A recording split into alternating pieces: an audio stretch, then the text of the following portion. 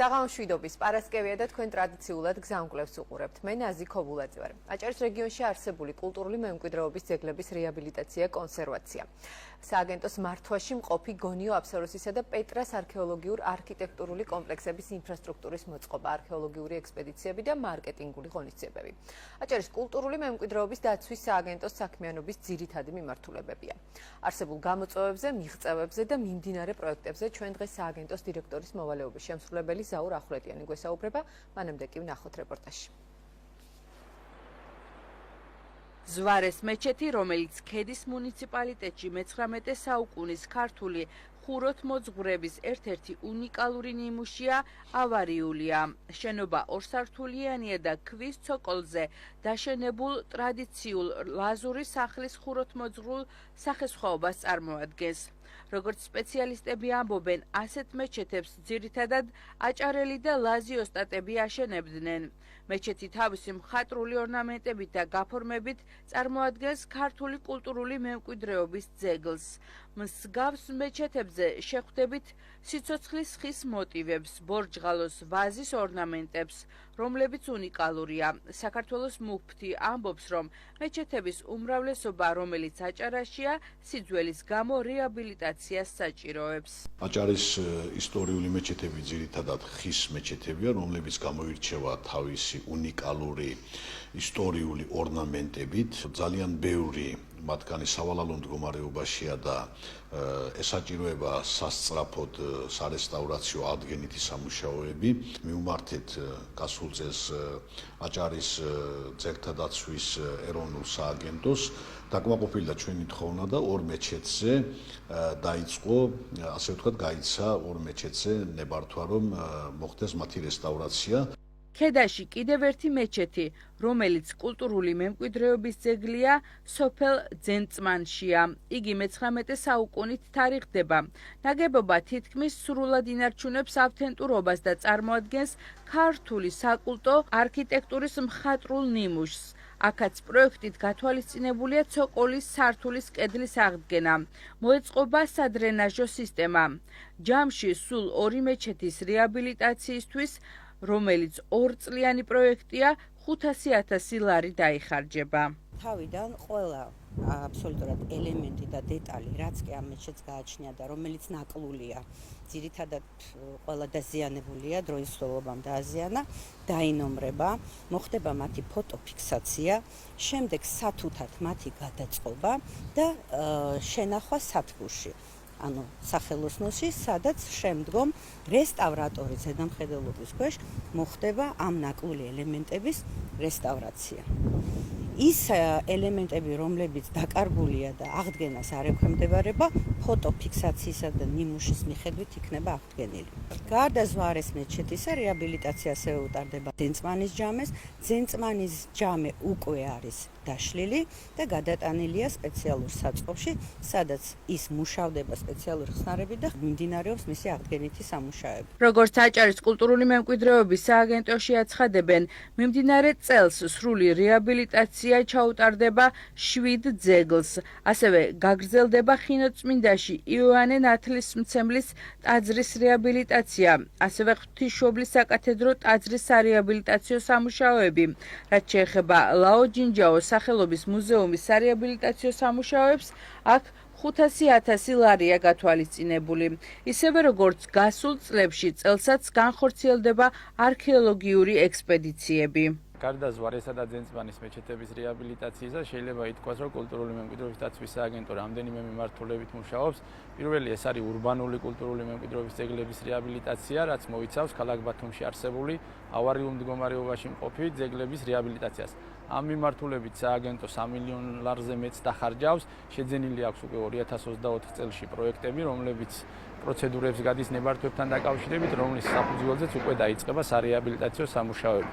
გარდა ურბანული მიმართულებისა, სააგენტო მნიშვნელოვან თანხებს ხარჯავს მუზეუმ ნაკრძალების ინფრასტრუქტურის გაუმჯობესების თვალსაზრისით და ახალი მუზეუმების შექმნის მიმართულებითაც. ამ მხრივ შეიძლება გამოვყოთ ლაოჯინჯაოს სახლ-მუზეუმის რეაბილიტაციას. პარალელურად სააგენტო აწარმოებს სამუშაოებს პეტრაზე ახალი სამუზეუმო სივრცის შესაქმნელად და ფაქტიურად მიმდინარე ტურისტულ სეზონზე შესაძლებელი იქნება, რომ ორი ახალი სამუზეუმო სივრცე დაემატოს ჩვენს ქალაქს, რომელსაც მოინახულებენ ვიზიტორები. კულტურული მემკვიდრეობის ძეგლების აღდგენა რეაბილიტაციის მიმართულებით უწყება წელს 6,91,600 ლარს დახარჯავს. დავბრუნდით პირდაპირ ეთერში და როგორც უკვე გითხარით, აჭარის კულტურული მემკვიდრეობის და ძეგლთა დაცვის სააგენტოს ხელმძღვანელი ზაურ ახვლედიანია ჩვენი სტუმარი. მოგესალმებით, მადლობა გადაცემაში მონაწილეობისთვის. მოგესალმებით, მადლობა მოწვევისათვის. მოგესალმებით მაყურებელს.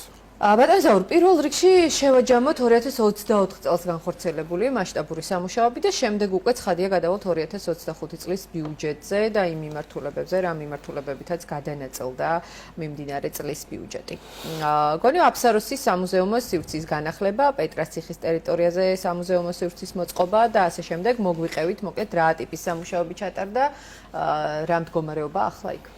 2024 წელს სააგენტოს ბიუჯეტი იყო 6 მილიონი ლარი და მისი ძირითადი მოცულობა დაიხარჯა ურბანული და საკულტო ნაგებობების რესტავრაციაზე, მათ შორის როგორც თქვენ აღნიშნეთ, ახალი სამუზეუმო სივრცის მოწყობაზე.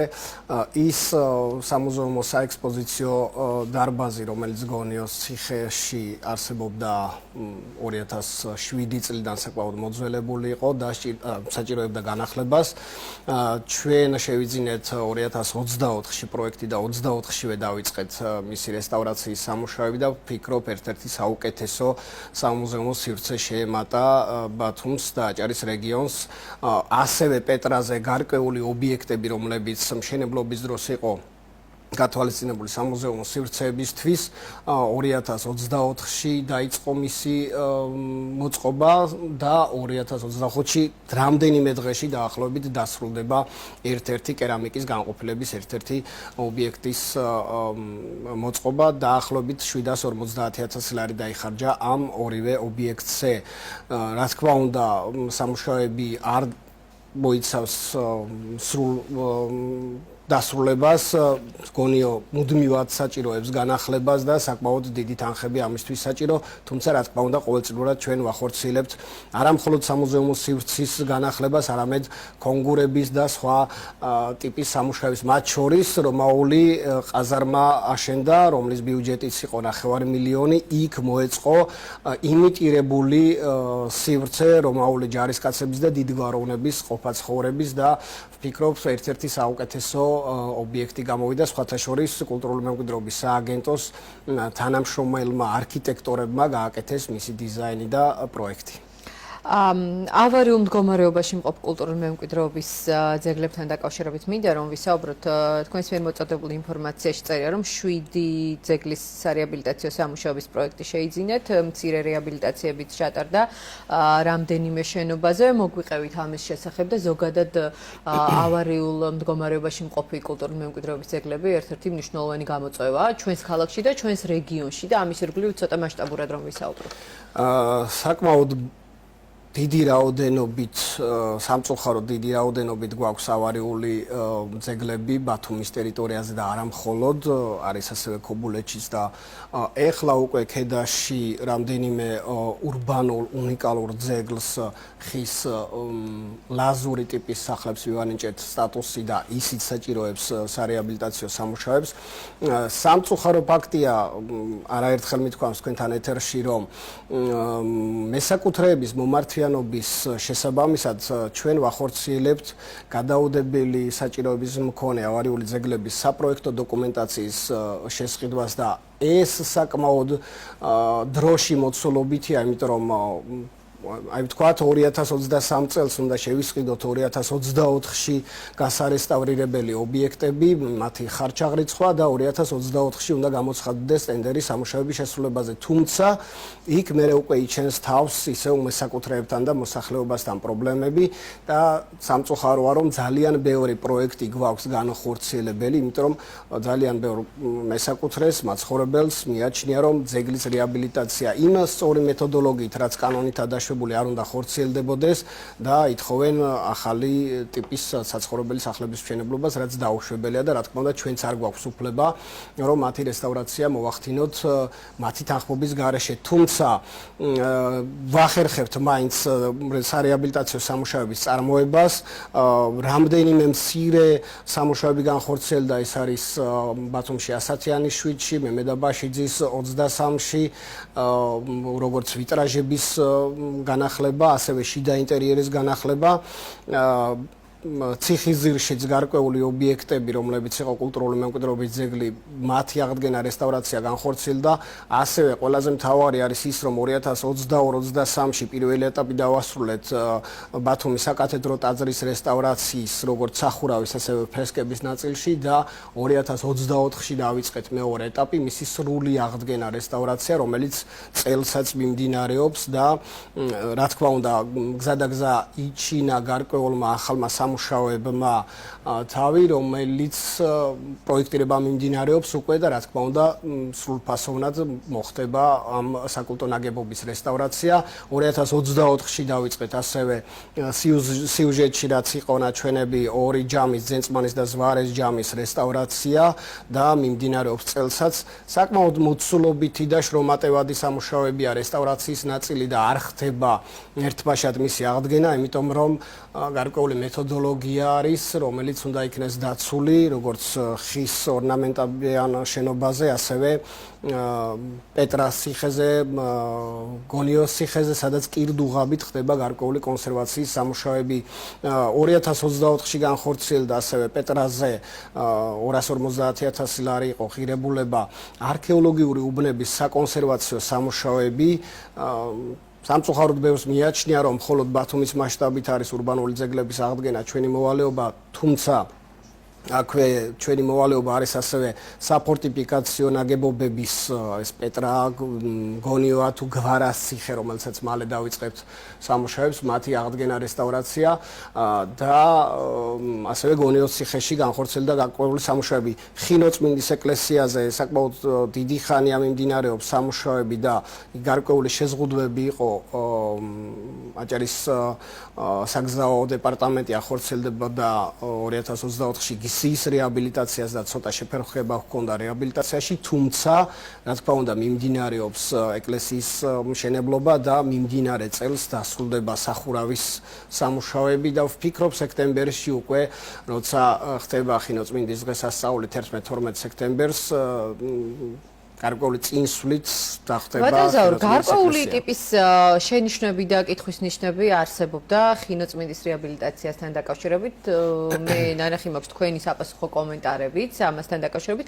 უფრო მეტი რომ ვთქვათ, იმ ადამიანებისთვის, ვისაც მეჭვიში აქვს და იმ ადამიანებისთვისაც გაუგებარია ეს ყველაფერი და აინტერესებს რაში მდგომარეობს რეალობა. იყო საკმაოდ ცუდი კომენტარები გარკვეული პირების მიერ, რომ ხინოწმინდის რესტავრაციის ნაწილში ხდებოდა ისტორიის გაყალბება, თუმცა სამეცნიერო საზოგადოებას და რესტავრატორებს, რომლებისგანაც შედგება საქართველოს კულტურული მემკვიდრეობის ეროვნული სააგენტოს შესაბამისი სექციის საბჭო, როგორც შუა საუკუნეების ხუროთმოძღვრების საბჭო, ასევე გარკვეული პერიოდების შესაბამისი დარგის საბჭოები არსებობს. იქ იყო რამდენიმე პროექტი ჩვენსგან წარდგენილი და მოხდა მათზე უარის თქმა. შემდეგ უკვე ეროვნული სააგენტოს შესაბამისმა სპეციალისტებმა იმუშავეს ამ პროექტირებაზე, შესაბამისი ნებართვაც გასცეს და მივიღეთ ის შედეგი, რაზედაც ხდება რესტავრაცია, რეაბილიტაცია.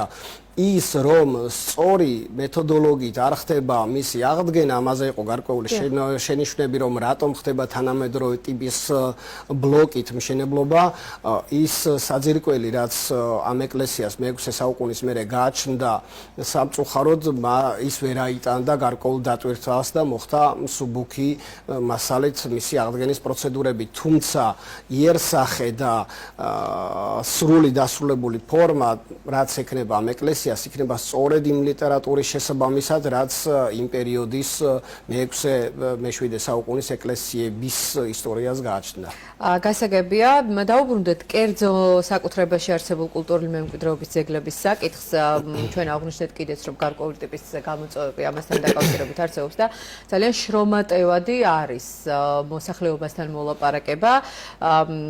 რამდენად ყისიერად და რამდენად ოპერატიულად ახერხებთ ხოლმე, იმიტომ რომ ცოტა საფრთხის შემცველიც არის, როდესაც შენობა არის ავარიულ მდგომარეობაში და მოლაპარაკებები შესაძლოა რომ დიდხანს გაიწელოს.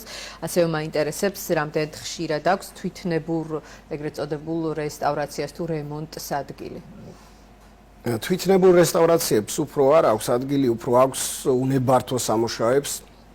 როგორც კომერციული ფართების მოწყობისთვის, განსაკუთრებით ზაფხულის პერიოდში, როცა ძლავრად არის კომერციალიზაცია გარკვეული ობიექტების და ჩვენი მონიტორინგის სამსახური ყოველდღიურ რეჟიმში ახორციელებს გარკვეული ქუჩების ჩამოვლას და უნებართო სამუშაოების აღკვეთას. რაც შეეხება ავარიული სახლებზე თქვენი კითხვას, რომ რამდენად ყისერად ვახორციელებთ, სამწუხაროდ ხშირად გვიწევს ძალიან ხშირად და ბევრჯერ მისვლა მოქალაქეებთან, რომ მოქალაქეები დავარწმუნოთ, რომ სახელმწიფო მათი საკუთრების რესტავრაცია უნდა მოახდინოს და ამით პირიქით მათი ინტერესი არის, რომ დაგვრთოს ნება თავიანთ საკუთრებაში შევიდეთ და განვახორციელოთ რესტავრაციები, მით უფრო რომ ქონების ფასის მატება ხდება ამ რესტავრაციით, სამწუხაროდ მათ აქვთ გარკვეული მადა, რომ თითქოს და ინვესტორი შევა კულტურული მემკვიდრეობის ძეგლზე, მოახდენს მის დემონტაჟს, მოახდენს ახალი ბინების აშენებას, საცხოვრებელი კორპუსის, რაც რა თქმა უნდა დაუშვებელია ძველ ბათუმში, მით უმეტეს იმ რეგულაციების ფარგლებში, რაც უკვე ახალი გეგმის შემუშავების პირობებში არის ძველი ბათუმისთვის. მათ შორის გარკვეული პრობლემები აქვს Saba Constructions კომპანიას, რომელიც აწარმოებს ძველი ბათუმის რესტავრაციას 2024 წლიდან. ეს პროექტი არის საქართველოს მუნიციპალური განვითარების ფონდის და ყველა ქუჩაზე თითქმის ხარაჩოებია განთავსებული, სადაც ხდება ფასადების, სახურავების და შიდა სადარბაზოების რესტავრაცია. სამწუხაროდ იქაც გარკვეული პრობლემები არის მესაკუთრეებთან. რამდენიმე ობიექტზე სამუშაოები ვერ განახორციელა Saba Construction-მა, იმიტომ რომ ის ობიექტები იყო ავარიული და იმ ავარიული ობიექტების სრული საპროექტო დოკუმენტაცია სააგენტოს 2024-ში 2023-ში შესყიდული აქვს, თუმცა მესაკუთრეების ურჩობის გამო ვერ მოხერხდა ამ სახლის რესტავრაცია. რა თქმა უნდა, საფრთხის ქვეშ არიან. რა თქმა უნდა, ჩვენ არაერთი გაფრთხილება მივეცით ამ ხანაგობის თავმჯდომარეებს, რომ გარკვეული საფრთხე შეიძლება არსებობდეს, მაგრამ არ გვაქვს სხვა იძულებითი ზომები სამწუხაროდ. ბატონ ზაურ, აქ არის ორი მომენტი. ერთი ის, რომ მოსახლეობის ერთ ნაწილს სურს, დიახაც სურს შესაძლოა მაღალსართულიანი კორპუსი, თანამედროვე და ასე შემდეგ კულტურული მემკვიდრეობის ძეგლის ადგილას. მეორე, სამოქალაქო საზოგადოების დიდი ნაწილი, რომელიც გამუდმებით აპროტესტებს და აქვს პრეტენზია იმასთან დაკავშირებით, რომ ქალაქში და არა მხოლოდ ქალაქში ნადგურდება კულტურული მემკვიდრეობის ძეგლები, როგორც ისინი ამბობენ და ამ ქალაქს ახსოვს ბევრი მასშტაბური და არამასშტაბური აქცია, პრეტენზია და ასე შემდეგ ამასთან დაკავშირებით. რატომ უჩნდება ერთ მხარეს ეს მოლოდინი, რომ შესაძლოა ესე მარტივად მოვიდეს ინვესტორი დაანგრიოს და ააშენოს კორპუსი და მეორე მხარეს რატომ აქვს ყოველთვის შიში იმ ობიექტებთან დაკავშირებითაც, რომლებზეც დაბეჯითებით დოკუმენტურად ვიცით ხოლმე ჩვენს ვინტერესდებით, ცხადია, როდესაც გარკვეული ტიპის სამუშაოები მიმდინარეობს ან მოქალაქის მხრიდან რაღაც პრეტენზიას ვისმენთ, დაბეჯითებით ვიცით, გვაქვს დოკუმენტი სააგენტოს მხრიდან, რომ იქ ავთენტურობის დაცვით და ასე შემდეგ სამუშაოები ხორციელდება, თუმცა მაინც ვიდრე არ დასრულდება ეს სამუშაოები, გამუდმებით გვესმის, რომ აი აქ ახლა ჩადგამენ კორპუსს, ჩადგამენ სასტუმროს, ასე მოხდება და ასე შემდეგ. რატომ რას ვერ აკეთებს კულტურული მემკვიდრეობის ძეგლთა დაცვის სააგენტო თუ ანუ რატომ ხდება ეს სეჭვები, რატომ მუსირებს გამუდმებით? სამწუხაროდ აქვთ გარკვეული შიშები წლების წინ 1-2 რაღაც პრეცედენტის გამო, რაც განხორციელდა კულტურული მემკვიდრეობის ძეგლებზე და რატომღაც ეს დარჩა მეხსიერებაში, რომ დანარჩენ ობიექტებზეც მოხდება მსგავსი ჩარევები. ძალიან ხშირად არის ხდება ხოლმე წინასწარი ეგრეთ წოდებული ნიუსი, რომ თითქოს და აქ მოხდება ბელეტაჟის დემონტაჟი ან სტატუსის მოხსნა და იქ რაღაც კონკრეტული მშენებლობა. თუმცა იმ პროექტებს, რომლებზეც გვაქვს ნებართვები გაცემული და კომენტარის სახით ჩვენი სამსახური გააკეთებს ხოლმე კომენტარს, რომ არ ხდება რანაირი ჩარევა, რა თქმა უნდა, ამ შემთხვევაში სამწუხაროა, რომ მოდის ხოლმე ცუდი კომენტარები თავიდან, მაგრამ შემდეგ როცა ხვდებია, რომ ის ობიექტი არ ინგრევა და პირიქით ლამაზდება, შემდეგ უკვე ვერ ვიღებთ შესაბამის პოზიტიურ შეფასებებს. Რა თქმა უნდა, ფაქტები პოზიტიური ხშირად უკვე ხდება საზოგადოებას და ეს მითქმა-მოთქმა ასე თუ ისე უკვე მიწყნარდა გარკვეული სოციალური ქსელების მეშვეობით უკვე არ ხდება სააგენტოს მიმართ ნეგატიური თავდასხმები და ფაქტის სახეზია ის, რომ ძველ ბათუმში უამრავი ობიექტის რესტავრაცია ხორციელდება, რა თქმა უნდა, არა მხოლოდ სააგენტოს ფინანსებით, ბათუმის მუნიციპალიტეტიც აფინანსებს კულტურული მემკვიდრეობის ძეგლების რესტავრაციას და ჩვენ ვყიდულობთ პროექტებს და შემდეგ ბათუმის მუნიციპალიტეტის მერია იწყებს მის რესტავრაციას. ამ წუთებშიც მიმდინარეობს ბათუმში ასათიანის 20-ში ხარაჩოების მოწყობის სამუშაოები და უნიკალური ფასადი და სახურავი გამოიცვლება იმ ობიექტზე, ასევე მუნიციპალური განვითარების ფონდი და როგორც დავაკვირდით პროცესებს, საკმაოდ დადებითი პროცესები მიდის აღდგენაზე და არ გვხდება რატომღაც კომენტარები, ვაუ, რა კარგად კეთდება ყველაფერი. გავაგრძელოთ საუბარი მარკეტინგულ და ზოგადად მარკეტინგულ ღონისძიებებზე. ლიმეს კონგრესი 2024 პირველად გაიმართავ ბათუმში, სააგენტოს მიერ მოწოდებული ინფორმაციაში იკითხება და ზოგადად ჩვენ ახლა საუბრობდით და თქვენ რაღაც სინანულით აღნიშნეთ, რომ ეს აღფრთოვანებული კომენტარები არ გვხდებათ. მარკეტინგის ნაწილიც არის ეს ყველაფერი, რამდენად კარგად და პრეზენტაბელურად მოახერხებთ საკუთარი ნამუშევრის წარმოდგენას. გითხარით 2024 წელს გაწეული მსგავსი ღონისძიებების შესახებ. გარდა ლიმეს კონგრესისა, ეს არის 18 აპრილი ძეგლების საერთაშორისო დღე, 18 მაისი მუზეუმების საერთაშორისო დღე, რომაული ფესტივალი, რომელიც ყოველწლიურად არის სააგენტოს უკვე იმიჯი ერთგვარი, რომ უნდა ჩატარდეს საკმაოდ გრანდიოზული ღონისძიებები. რაც შეეხება ლიმეს კონგრესს, ის კონფერენციები და ღონისძიებები, რა თქმა უნდა, 2025-შიც ჩატარდა უკვე 15 აპრილის და 18 აპრილის და 18 მაისის ბოდიში.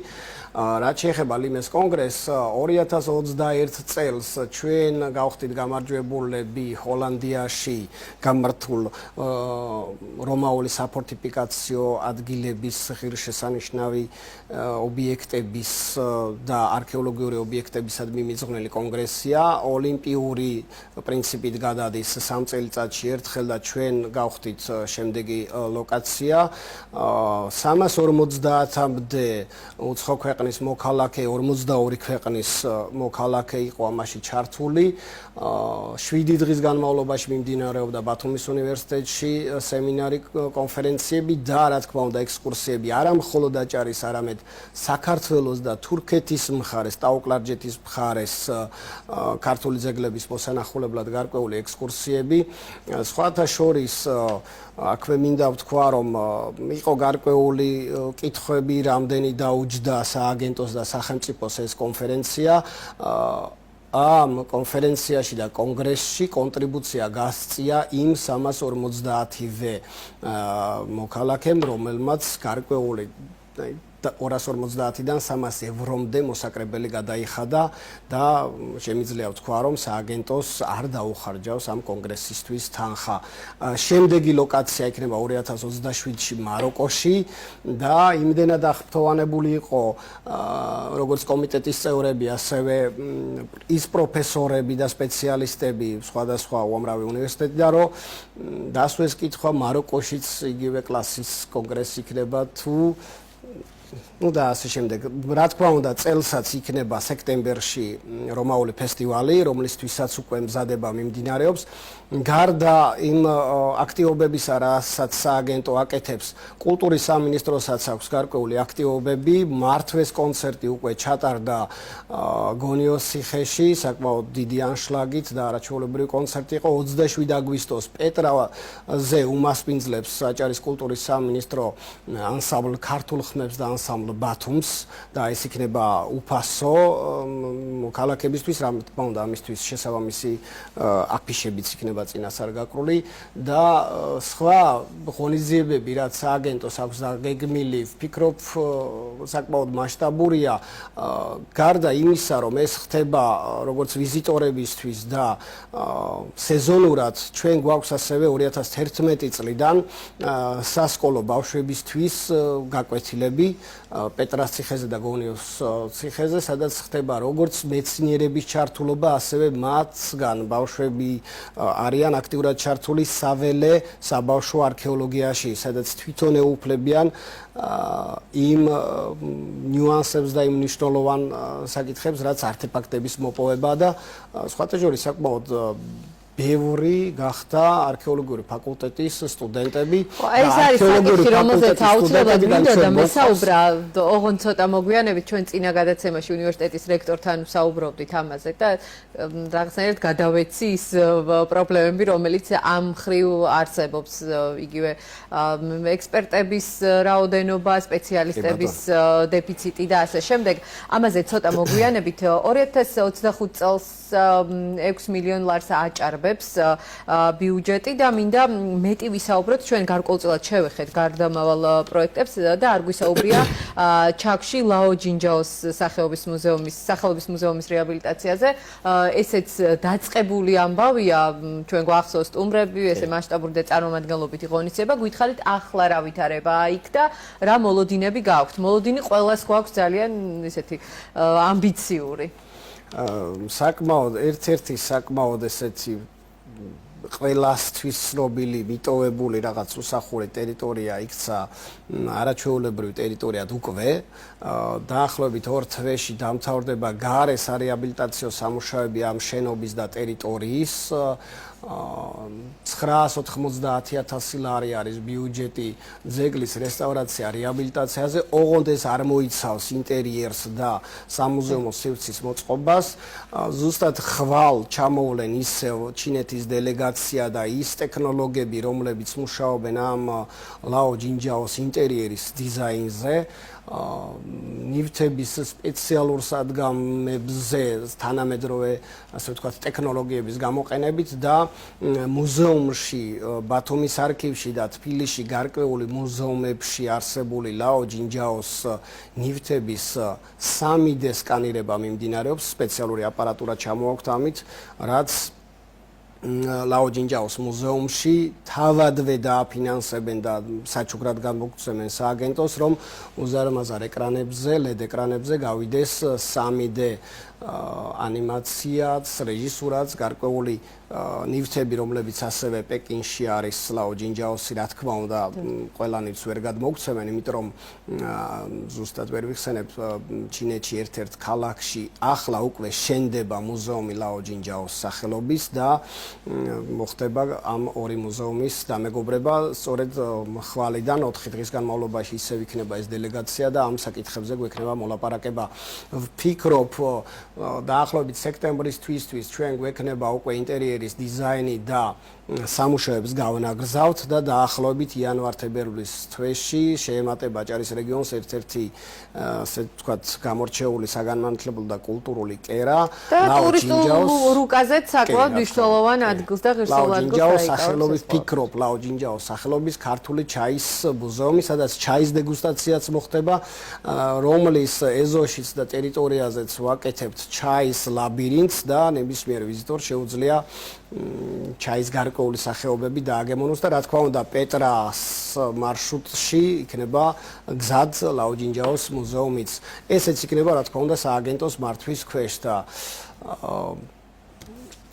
იყო გარკვეული მოსაზრებები, რომ კერძო სექტორს ემართა მსგავსი ტიპის მუზეუმები, როგორც ნობელები და შემდეგ, თუმცა ვფიქრობ, რომ სააგენტოს აქვს ის გამოცდილება მუზეუმების მართვის, რომ ვეღარ იმეტებთ. ვეღარ ვიმეტებთ, კი ბატონო. კი ბატონო, მინდა რომ დალფონსის აგარაკსაც შევეხოთ რამდენიმე სიტყვით და შემდეგ უკვე ბოლოსთვის მოტოვებულ არქეოლოგიური ექსპედიციებს და დალფოსის საცხოვრებელი სახლის პროექტი რამდენიმე წლის წინ შევისყიდეთ, თუმცა ვერ განხორციელდა იქ სამუშაოები, პანდემიამდე გვქონდა შესყიდული ეს პროექტი და იმ დროისთვის იყო 1 მილიონი ლარის ღირებულების, თუმცა ეხლა უკვე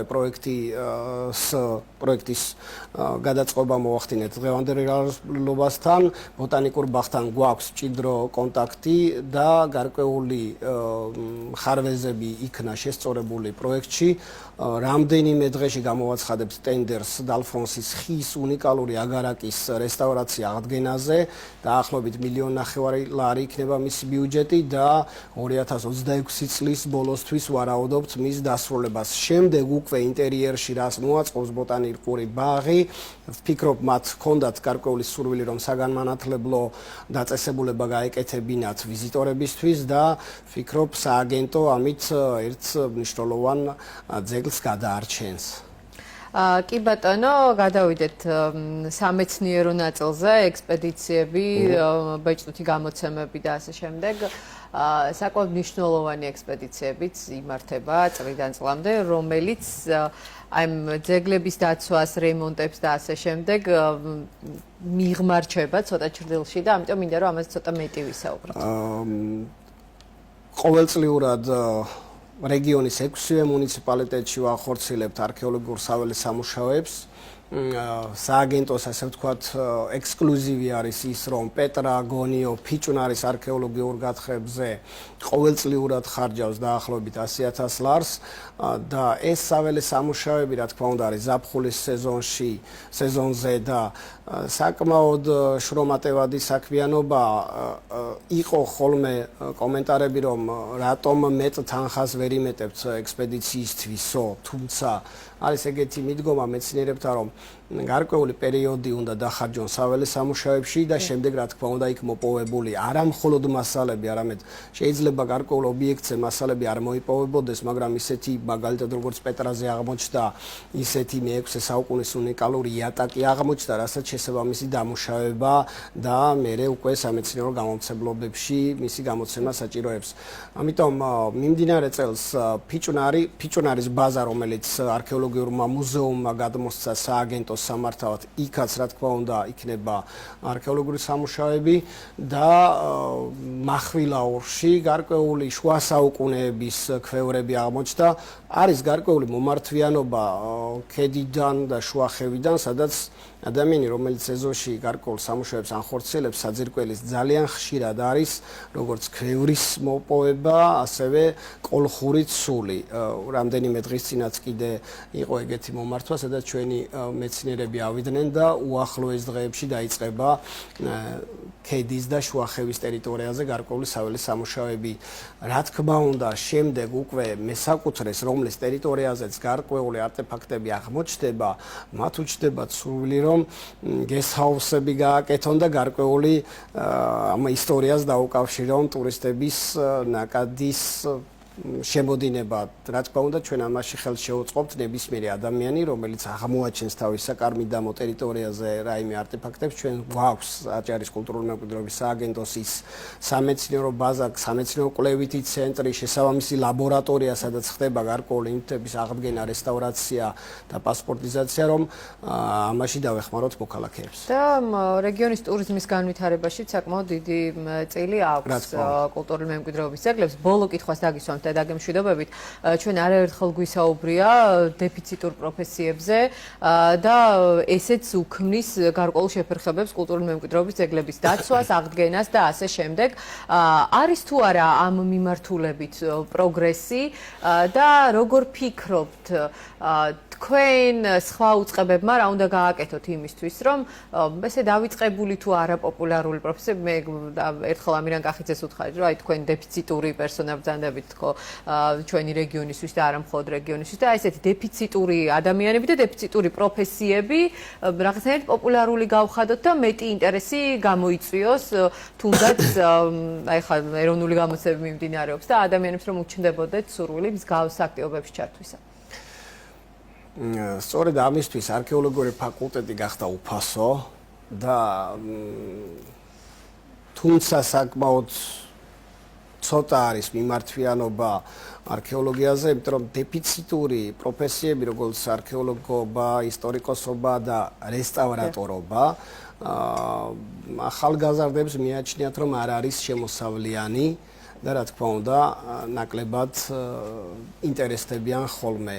სამწუხაროდ მეცნიერ თანამშრომლებს აქვთ საკმაოდ დაბალი ხელფასი, რაზედაც რა თქმა უნდა, ბევრი გეგმა იყო, როგორც საქართველოს კულტურის სამინისტროს მხრიდან, რომ ხუროთმოძღვრების, რესტავრაციის და გარკვეული მიმდინარეობის სპეციალისტების სერტიფიცირება მომხდარიყო და გამოაცხადა კიდევაც მახსოვს თეა წულუკიანის მინისტრობის დროს ამასთან დაკავშირებით უფასო სერტიფიცირება, მაგრამ სამწუხაროდ აჭარიდან ვერც ერთი ხის ოსტატი ვერ ვნახეთ, რომ შესაბამისი სერტიფიკატი მიეღო და ის როგორც ვნახეთ სიუჟეტში ხის ჯამის რესტავრაციის დროს სერტიფიცირებული რესტავრატორები გამოგვეყენებია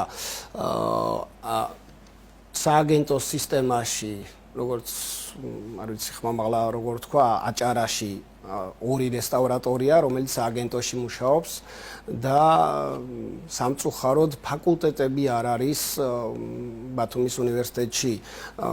აჭარის კულტურის მინისტრმა ეს საკითხი დასვა რამდენიმე ხნის წინ და გვქონდა მსჯელობა უნივერსიტეტის რექტორთან მემორანდუმის გაფორმების დროს, რომ გარკვეული დაშვება ჰქონოდა როგორც რესტავრატორებს, ასევე ხელოვნებაცოდნებს, სამწუხაროდ საკმაოდ ცოტა და ის არქეოლოგები, ახალგაზრდა არქეოლოგები, როგორ თქვა, სამწუხაროდ ორი ახალგაზრდა არქეოლოგი გაგვექცა, იმიტომ რომ ჩვენთან ნაკლებია ხელფასი და ახალგაზრდა არქეოლოგმა, რომელმაც ინგლისური კარგად იცოდა, სულ სხვა დარგში ნახა.